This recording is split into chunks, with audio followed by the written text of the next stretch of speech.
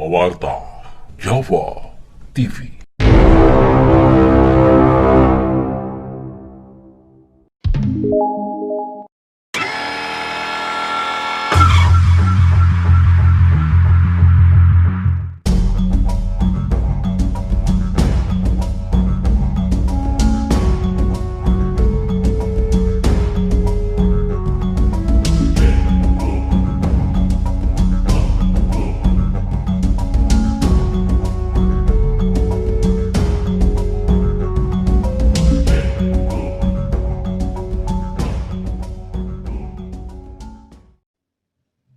Para pemirsa Pewarta Jawa TV, pada bagian pertama, kita telah menyinggung bahwa meletusnya Gunung Merapi selalu dipersepsikan oleh sebagian masyarakat Jawa sebagai kemunculan Satrio Piningit, Ratu Adil, dan Sabdo Palon. Selain itu, kita juga telah menyimak kisah mengenai letusan Merapi ketika terjadi perang antara pasukan gaib Segoro Kidul dan Gunung Merapi yang mendukung Mataram melawan pasukan Pajang. Pada bagian kedua ini, kita akan melanjutkan kisah perang saudara antara Pajang versus Jipang yang mendapat dukungan Mataram dan mengkaji apakah meletusnya Gunung Merapi selalu menjadi tanda munculnya Satrio Piningit, Ratu Adil, dan Sabdo Palon. Selamat menyaksikan. Sultan Hadiwijaya menderita sakit.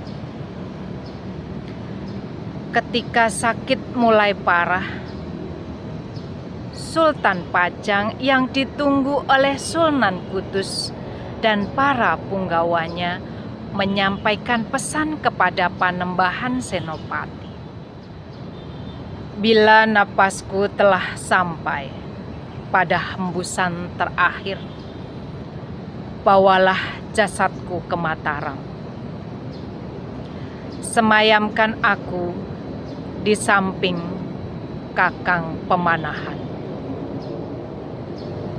Seusai menyampaikan pesan pada Panembahan Senopati, Sultan Hadiwijaya mengembuskan napas terakhirnya. Menyaksikan Sultan Pajang mangkat, Sunan Kudus, Adipati Monconegoro, Adipati Demak, Ki Juru Mrentani, Senopati Ngalogo, dan Pangeran Benowo dalam duka cita yang teramat dalam. Arwah Sultan Hadiwijaya telah dibawa Senopati Ngalogo menuju Mataram untuk disemayamkan di samping makam Pemanahan.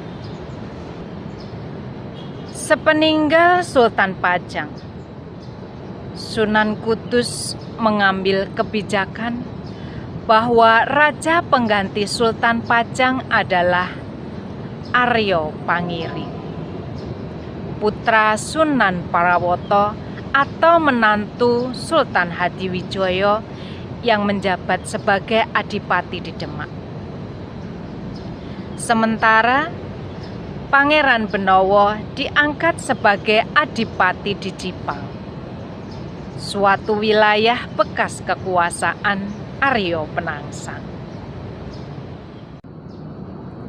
Akibat kebijakan Aryo Pangiri yang mengutamakan orang-orang Demak sebagai punggawa Pajang, banyak punggawa semasa pemerintahan Sultan Hadiwijaya dilengsarkan dari jabatan mereka. Kebijakan Aryo Pangiri pula menimbulkan banyak kekacauan yang mengancam keamanan Pajang.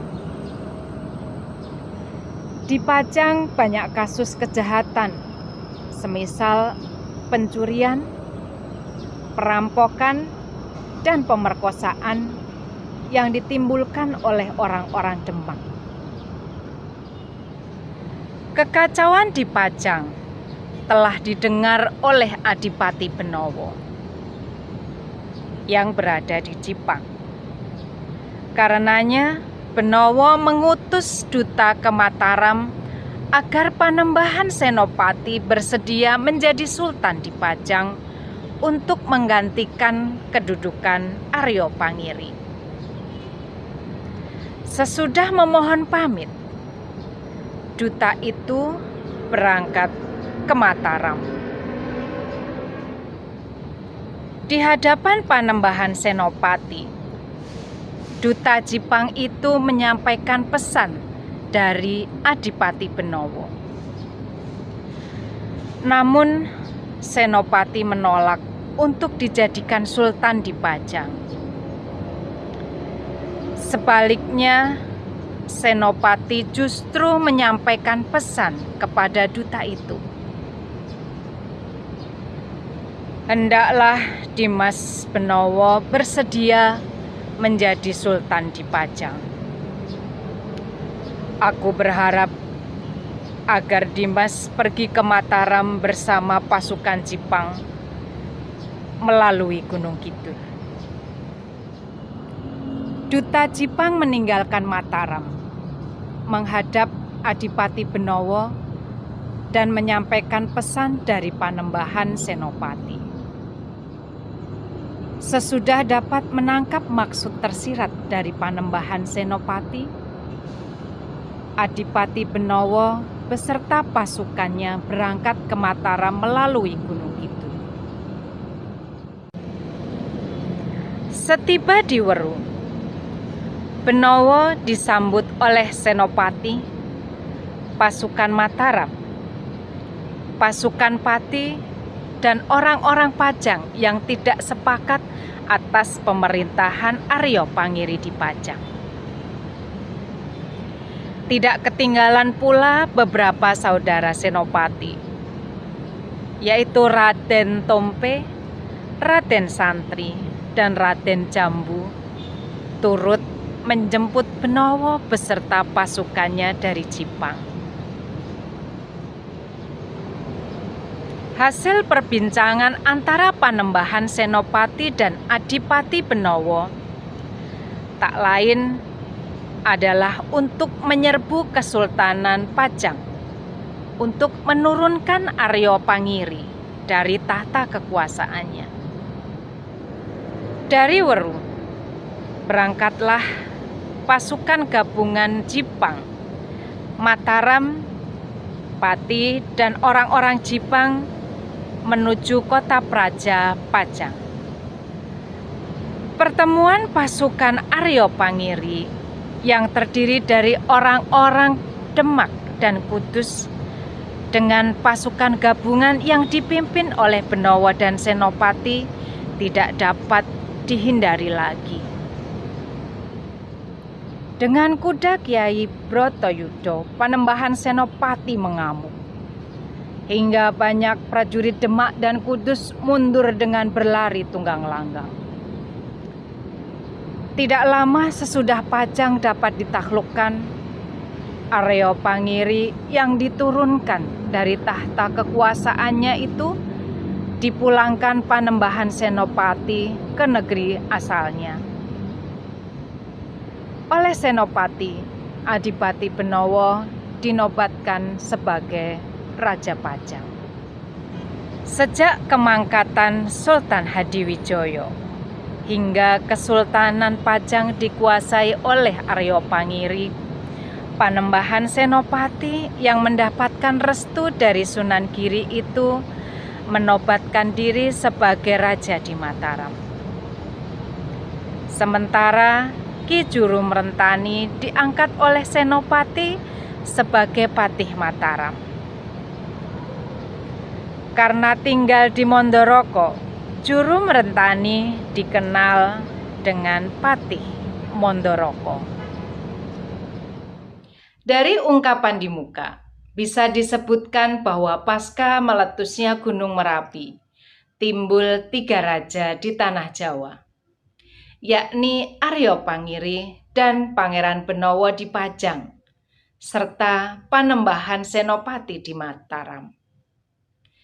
Lantas pertanyaannya, apakah ketiga raja tersebut adalah Satrio Piningit? Tidak ada naskah babat, sejarawan, dan masyarakat yang menyebutkan dengan tegas bahwa ketiganya adalah Satrio Piningit. Mengingat ketiganya telah dipastikan bakal menjadi raja di tanah Jawa sebelum Gunung Merapi meletus. Pertanyaan selanjutnya, apakah Arya Pangiri, Panembahan Senopati, dan Pangeran Benowo adalah Ratu Adil? Sebagian besar masyarakat yang berorientasi pada sejarah raja-raja di Jawa menyatakan bahwa ketiganya tidak sepenuhnya disebut sebagai Ratu Adil. Pendapat tersebut berdasarkan beberapa fakta-fakta sejarah yang ada.